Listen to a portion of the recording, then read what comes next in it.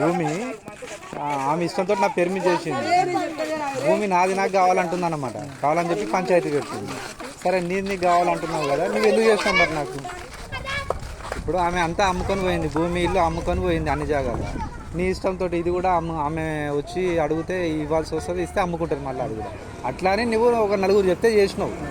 ఎవరెవరో చెప్పారు, ఊర్లో చెప్పారు, సంగారెడ్డిలో చెప్పారు, ఆడ బోరబండలు కూడా చెప్పారు. ఆమెకు చెప్తే ఆమె ఇష్టంతో చేసింది. నేను చెప్తే చేస్తుంది ఆమె?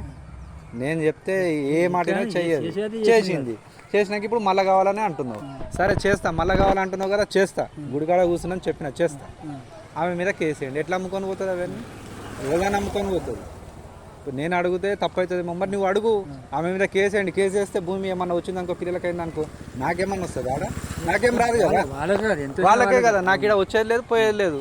నేను మంచి కోసమే అంటున్నా, వేయు కేసు వేయి, నేను చేస్తా. చెప్పిన మేము కేసు వేయ మరి అంటే నేను భూమి చెయ్య, మీ ఇష్టం ఏమన్నా చేసుకోకండి. అయితే అప్పుడు అయిపోయింది కదా. అది హైదరాబాద్లో కూడా గిదే పోలీస్ స్టేషన్లు, పంచాయతీలు తిరుగుడు, నన్ను కొడుతున్నాడు, తిడుతున్నాడు. మరి నీ కొట్టింది తిట్టింది చూపెట్టాలి కదా. తిట్టిరు అంటే నివేదన అంటే వస్తుంటే పోతుంటే తిడుతుంది, కూర్చుంటుంది. ఇక ఎప్పుడు వస్తాడు వీడు, ఎప్పుడు తిడదాం మేము, ఆమె ఎప్పుడు వస్తుంది, పిల్లలు ఎప్పుడు వస్తారు, ఎప్పుడు తిడదాము, ఎట్లా కొట్లాట తీసుకుందామని రెడీగా ఉంటుంది అన్నమాట.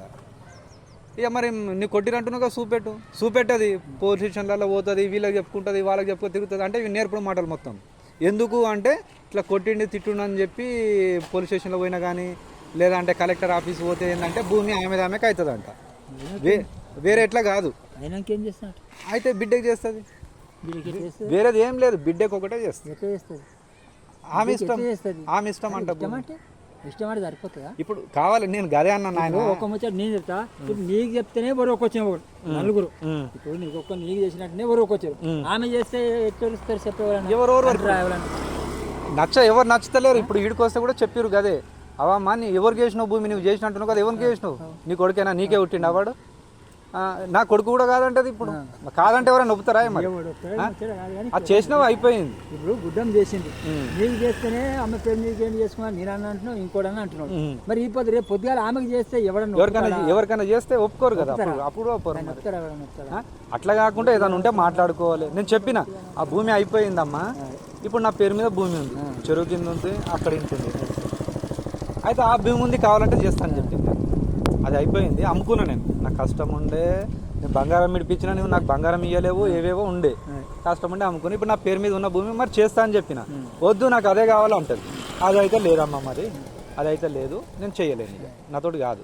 మళ్ళీసారి కూర్చున్నప్పుడు గిరే మాట అంటే ఇక వేరే వాళ్ళు అన్నారు, నీవు భూమి చేస్తా అంటున్నావు కదా మీ అమ్మకు, మీ అమ్మ మరి ఏం చేస్తావు భూమి అమ్మ అంటే, నా ఇష్టం, నేను ఏమైనా చేసుకుంటా, నేను అమ్ముకోనన్నా అమ్ముకుంటా, ఎవరి పేరు మీదన్నా చేసుకుంటా అంటే మాకు చేయదంట. అమ్ముకుంటే సాగుతుండొచ్చు కానీ చేస్తా అంటే అమ్ముకొని ఏం చేస్తుంది? మాట్లాడిన అమ్ముకుంటా అంటే సాగుతుండొచ్చు కానీ, ఇప్పుడు సంపాదించే భూమి అమ్ముకుంటాడు సాగుతుండొచ్చు కానీ ఎవరికైనా చేస్తా అంటే ఇప్పుడు మాకు వచ్చేది మాకు ఇవ్వాలి కదా. నువ్వు అమ్ముకుంటే కూడా మాకు వచ్చేటి పైసలు మాకు ఇవ్వమంటాం. అప్పుడు కూడా పెన్షన్ వస్తుంది కదా, మరి పెన్షన్ ఏం చేస్తుంది? పెన్షన్ వస్తుంది, పెన్షన్ తింటావు, భూమి కూడా నా ఇష్టం చేసుకుంటా, ఇష్టం వచ్చినట్టు చేస్తా అంటావు. మరి ఈ భూమి నా ఇష్టం వచ్చినట్టు చేస్తానే అంటున్నావు. మరి ఆమె అమ్ముకున్న భూమి అది వద్దా మరి నీకు? దాంట్లో మరి వేరే భూమి కూడా ఉంది కదా నా పేరు, మరి అది కూడా తీసుకో, అన్నీ తీసుకో. మరి అయితే ఆ రోజు ఏమన్నారు అంటే, ఇక భూమి చెయ్యని చెప్పి ఆమె ఇష్టం ఏమన్నా చేసుకుంటుంది. ఇక ఆయన బోని శ్రీనివాసు, రేగోటి అన్న ఎవరంటే ఇక చాలామంది ఆయన సుధాకర్ రెడ్డి పటేల్ దగ్గర వీళ్ళు వాళ్ళు వస్తుంటారు కదా, ఇక 10-12 మంది దాకా కూర్చున్నారు వాళ్ళు. ఇక చెప్పారు, ఇక ఈమె చెప్తే ఈయనది అర్థం చేసుకోదు, ఆమె లెక్కలు అంతా వేరే ఉన్నాయి, పెన్షన్ వస్తుంది, మళ్ళీ భూమి కావాలంటుంది. భూమి కూడా ఇస్తే ఏంటంటే ఆమె లెక్క వేరు ఉంది. ఇక బిడ్డకి చేసే ఆలోచన ఉంది, వేరేది ఏం లేదు ఆడ. బిడ్డే పట్టుకుంది. అప్పుడేమో అన్న అంటది, ఒకసారి కొడుకు అంటది, ఇప్పుడు బిడ్డ అంటుంది, మళ్ళీ రేపు వేరే పాట పాడుతుంది. రేపు అక్క బిడ్డ దగ్గర పోతుంది, మళ్ళీ అక్క దగ్గరకు పోతుంది. అట్లుంటాయి అన్నమాట. ఇక భూమి చేయని చెప్పు, ఆమె ఇష్టం ఏమన్నా చేసుకొని అని చెప్పారు. అయితే ఏమంటుంది అంటే, నాకు కొడుతున్నాడు, చంపుతున్నాడు, అట్లన్నా చేస్తే భూమి వస్తుందేమని వాళ్ళ లెక్కలు. మరి కొడుతున్నాడు తిడుతున్నాడు అంటే చూపెట్టాలి కదా, కొట్టింది తిట్టింది. ఉత్తగానే పోలీస్ స్టేషన్ పోతే అయిపోతుంది. అయితే పోలీస్ స్టేషన్ పోయారు, వాళ్ళు రమ్మని చెప్పారు. 2 సార్లు పోయి కలిసి వచ్చినా మళ్ళీ కూడా రమ్మని చెప్పారు, పోవాలి, మాట్లాడాలి. ఇప్పుడు ఇదైతే తెలుసు కదా నాయన, ఇప్పుడు ఏదైతే నా పేరు మీద అమ్మ చేసిందో భూమి, ఇది ఈడ ఇల్లు అమ్మితే వచ్చిన భూమి నా పేరు మీద చేసుకోమంటేనే నాయన నువ్వే ఫోన్ చేస్తారు కదా ఆ రోజు.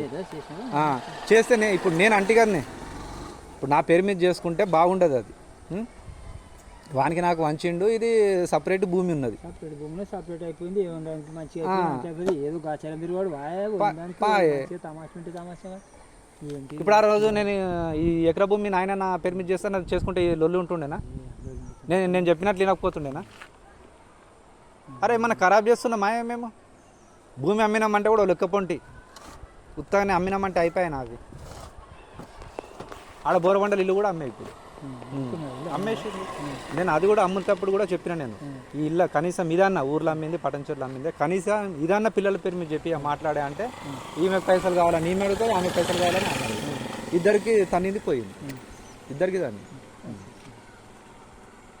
పైసలు కావాలంటారా వీళ్ళు? పిల్లలకు కావాలని చెప్పి గట్టి నిలబడితే ఎవడన్నా వచ్చి కొంటాడా?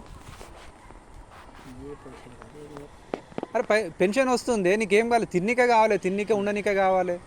ఉంటున్నావు, కింద ఉంటున్నావు, పెన్షన్ వస్తుంది, ఇంకేం కావాలి? ఇంకా పైసలు వస్తే ఏం చేసుకుంటుంది? పైసలు పైసలు పైసలు. నువ్వు రానాయన బుధవారం ఒకసారి వాళ్ళు వచ్చి మాట. ఇప్పుడు నేను మొన్న ఈడ కూడా చెప్పినామే, సరే అమ్ముకున్నాడు, భూమి చేసి ఇస్తా అంటుండు, వద్దంటురమ్మా. మరి నువ్వు ఆడవిల్లావు కదా, మీ అమ్మ విడిచిపెట్టు, నీకేం కావాలి, నీకేం కావాలని అడిగిరు. ఆయన ఎంపీటీసీ ఆదాయ ఉన్నాడు అంట చూడు, ఎస్ఏ అన్న. అయితే ఆయన అన్నాడు, నేను కూడా ఉన్నా, సరే మీ అమ్మ విడిచిపెట్టమ్మా, నీకేం కావాలి? ఎకరా భూమి కావాలి, నువ్వు రాసిస్తావా? నువ్వు రాసిస్తావా అంటే ఆయన ఎందుకు రాసిస్తాడే? అరే నీకేం కావాలని అడుగు, నీ ఎకరా కావాలంటే వాడు ఎంత ఇస్తాడో అడుగుతాం వానికి. గట్లా చెప్తే ఆయన మీదికి పోయి మాట్లాడుతుంది. నేను చెప్పిన పటేల పెద్ద మనుషులు ఉన్నారు, నేనైతే ఇట్లా కష్టపడి అమ్ముకున్నా, ఇప్పుడున్న భూమి ఉంది, ఇలాంటి ఇల్లు ఉంది, నేను అమ్ముకున్నప్పుడు ఏమన్నా ఇవ్వమంటే ఇస్తా, లేదు ఇప్పుడే కావాలంటే కూడా ఏమన్నా ఆలోచన చేస్తా. నలుగురు పెద్ద మనుషులు చెప్పింది నేను వింటాను చెప్పిన. ఇక చెయ్యి అంటుండు కదా భూమికి, వెళ్ళిపోతాం మేము పోతాం అని చెప్పి లేచారు. వాన పడుతుంది, వానలనే పోతామంటారు. ఇక కూర్చోండి అమ్మా జోసేపు కూర్చోండి, ఇక నన్ను వెళ్ళిపోమంటే నేను వచ్చేసినాయి. నేను ఆ రోజు కూడా చెప్పిన, నేను ఏమన్నా ఇప్పటికైనా అడవులకు ఏమన్నా ఇవ్వమంటే ఇస్తా. ఆమె ఇచ్చిందో లేదో తమ్ముని పెళ్ళ, అది ఇక వేరే విషయం. నేను ఏమన్నా ఇవ్వమంటే ఇస్తాను చెప్పిన. మీరు చెప్పండి, 10 ఎకరా కావాలంటే నేను 10 గుంటలు ఇస్తుండొచ్చు, 10 గుంటలు అడిగితే 5 గుంటలు అన్న 5 లక్షలు అన్న ఇస్తా. అట్లా కాదు, నాకు 1 రూపాయి వద్దంటది, తల్లితో చేపించేది చేపిస్తుంది.